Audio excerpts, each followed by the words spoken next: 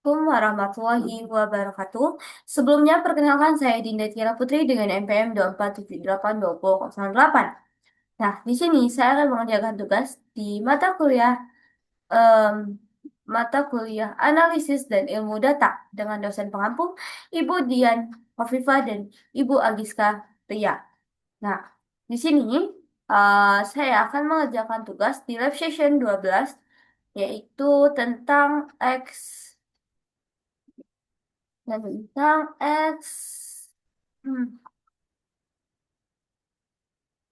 tentang klasifikasi, teman-teman. Nah, untuk klasifikasi sendiri yaitu adalah metode dalam machine learning untuk memprediksi label atau kategori dari suatu data berdasarkan pola dari data sebelumnya. Jadi, di sini contohnya itu memprediksi apakah suatu negara memiliki produksi kopi tinggi atau memiliki produksi kopi yang rendah. Seperti itu. Kurang lebih contohnya, jadi kita di sini melihat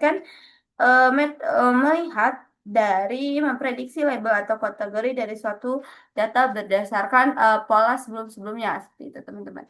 Nah, di sini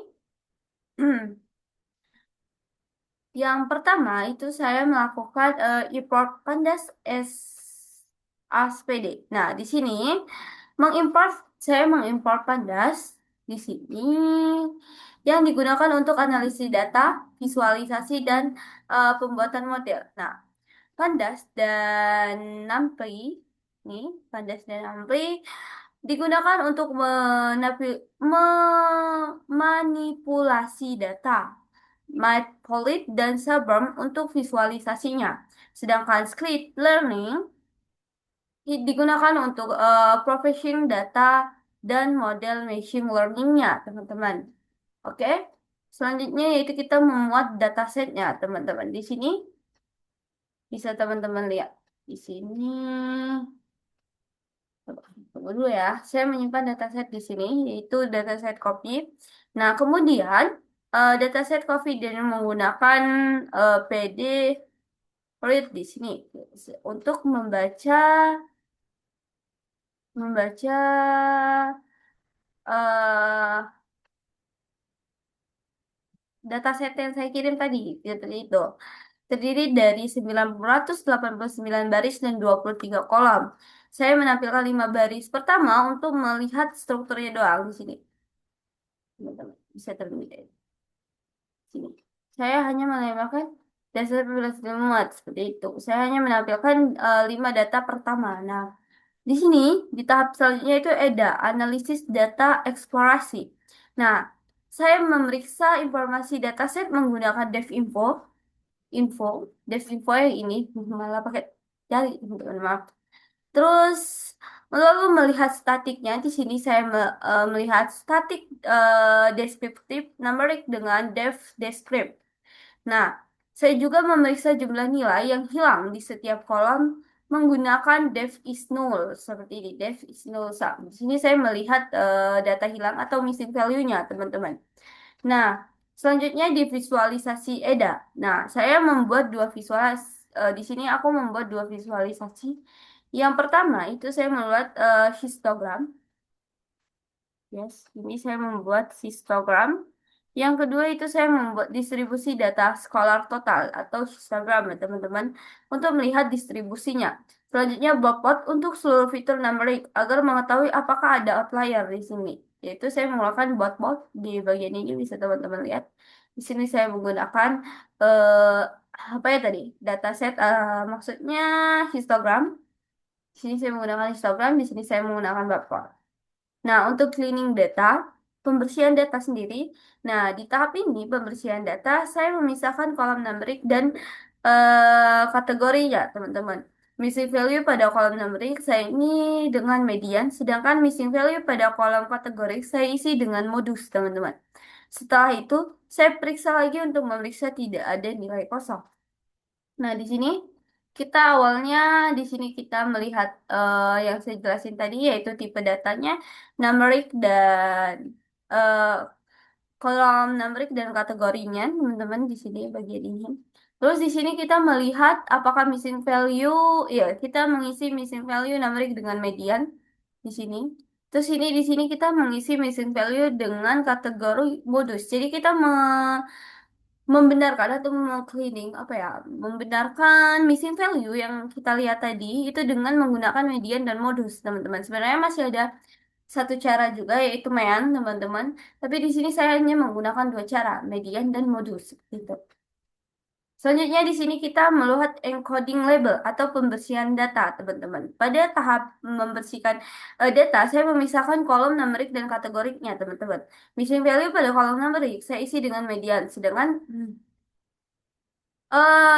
missing value pada kategori saya isi dengan modus. Setelah itu saya periksa lagi memastikan tidak ada nilai kosong. Di sini bisa kita lihat, kita bisa melihat for is code.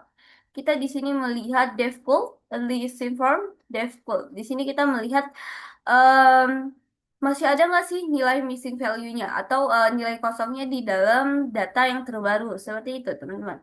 Yaitu selanjutnya encoding. Udah. Di encoding sendiri ya bagian ini deh, teman-teman. Untuk kolom bertipe objek saya melakukan perkodean menggunakan label encode agar fitur dapat dibaca oleh model machine learning. Nah, selanjutnya itu scaling di sini scaling data. Saya melakukan standarisasi pada kolom numerik menggunakan standar scalar agar fitur mulai memiliki skala yang seragam. Di sini saya menggunakan standar scalar. Itu kita akan memilih agar memiliki tanda angka atau fitur yang skalanya tuh seragam gitu. Kayak misalnya fiturnya XX semua gitu. Jadi buat kita mudah ngebacanya. Selanjutnya itu membuat target, pembuatan target. Saya membuat fitur baru bernama target. Nilai target adalah satu jika skor total lebih besar dari median dan nilai nol jika kurang atau sama dengan fitur mediannya. Seperti itu. Di sini apa tadi? Lupa apa ya? Pembuatan target. Nah, di sini median kita menggunakan median dan kita melihat targetnya itu dengan nilai mediannya. Selanjutnya yaitu pemisahan Rentelspiel. Saya membagi dataset menjadi data pilihan dan data pengujian dengan rasio 80-20, teman-teman. Nah, yaitu menggunakan train test wheel. Nah, seperti ini, teman-teman. Di sini kita menggunakan train test wheel. Nah, untuk membuat model melihat pelatihan dan pengujian dengan rasio 80-20. Nah, selanjutnya itu model pertama,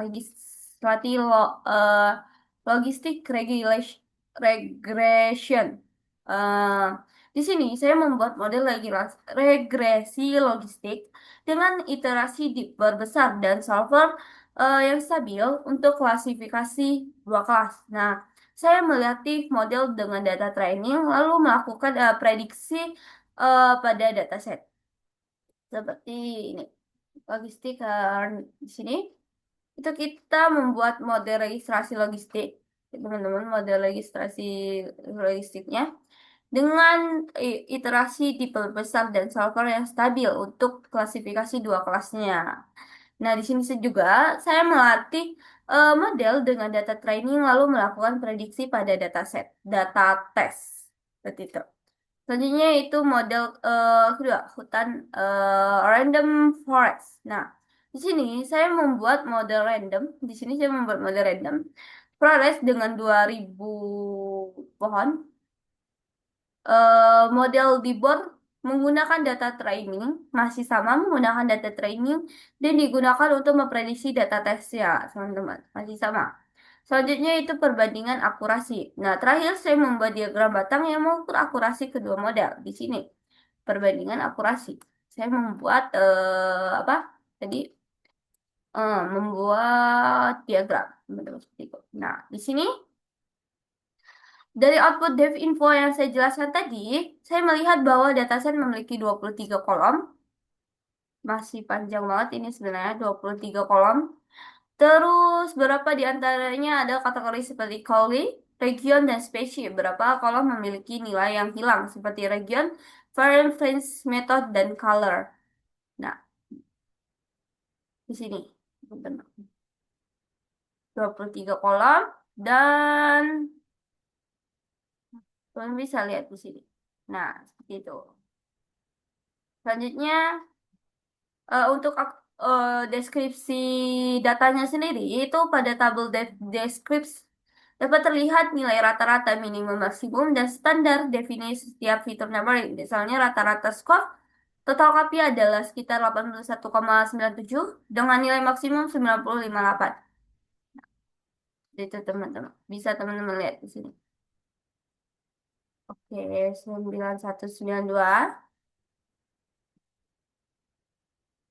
dan paling rendah di 6 ya. Seperti itu. Nah, selanjutnya itu kita melihat check missing value. Eh, di sini bisa teman-teman lihat banyak banget data kosong yaitu berisi 47 data kosongnya. Seperti itu. Nah, selanjutnya itu distribusi output menunjukkan jumlah nilai yang untuk data kosongnya sendiri. Ada data kosong missing value-nya di sini menunjukkan jumlah nilai yang hilang pada beberapa kolom. Setelah dilakukan pembersihan, semua nilai yang hilang akan diatasi, teman-teman, akan diisi itu menggunakan median sama apa tadi? Modus dan median, teman-teman. Seperti itu. Sebenarnya output regresi logistiknya, teman-teman. Nah, seperti ini, distribusi data skor total. Di sini, hasil visual evaluasi logistik regional menunjukkan akurasi sebesar 95 90,45%. Konfigurasi matriks menampilkan bahwa model mampu memprediksi kelas nol, kelas 0, dan kelas 1 dengan baik. Pada exclusion report nilai, nah seperti ini, kelas 0. Nah, Confluent Matrix menampilkan, nah pada classification report, nilai operation recall dan F1 skor semuanya berada di atas 0,94, menunjukkan bahwa model bekerja sangat baik, seperti itu teman-teman. Nah, selanjutnya, keluar akurasi random variable yang dihasilkan sebesar 92,42%, sedikit lebih rendah dibandingkan logistic regression. Meskipun demikian, model tetap memiliki presisi dan recall yang baik pada kedua kelasnya. Nah, seperti ini teman-teman. Ini untuk itu logistiknya tadi. Perbandingan akurasinya seperti ini.